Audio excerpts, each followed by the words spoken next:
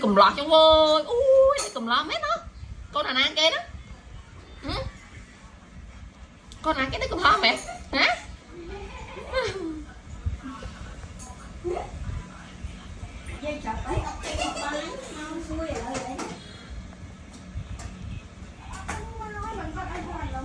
Ê.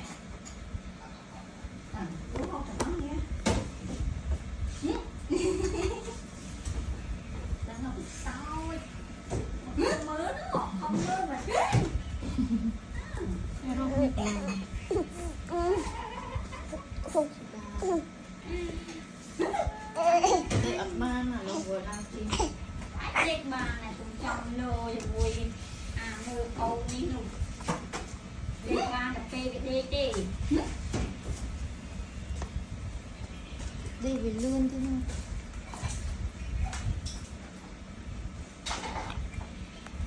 ai cái tung là thằng ba đấy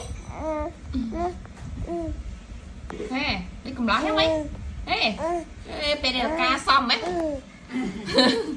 xong mấy bro hả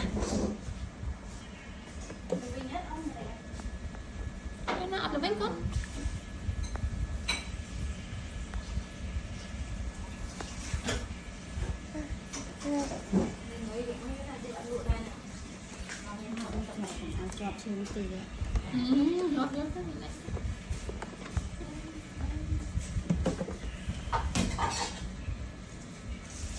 Ê.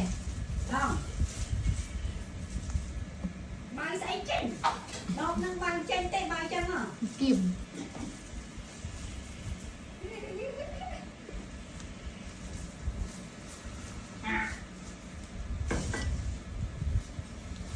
Lên chưa còn lông bắt cho nặng hết. Đây sao ai nữa hả? Không được ông chua ấy.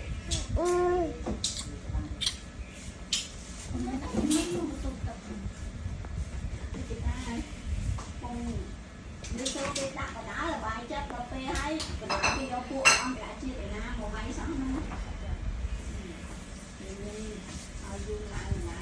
đây hồ lao người ta miên ôi chết chết ra phải làm cho chị quay bao cái đây yêu đấy có hôm nay mơ biết đấy mai ăn tao mơ chụp về nó từ sau mơ tao mơ là tôi trên sông kia bay kia bộ đó ai ăn cái mà đêm nắng mơ cái bay vào phun dục nắng ở đây cái màu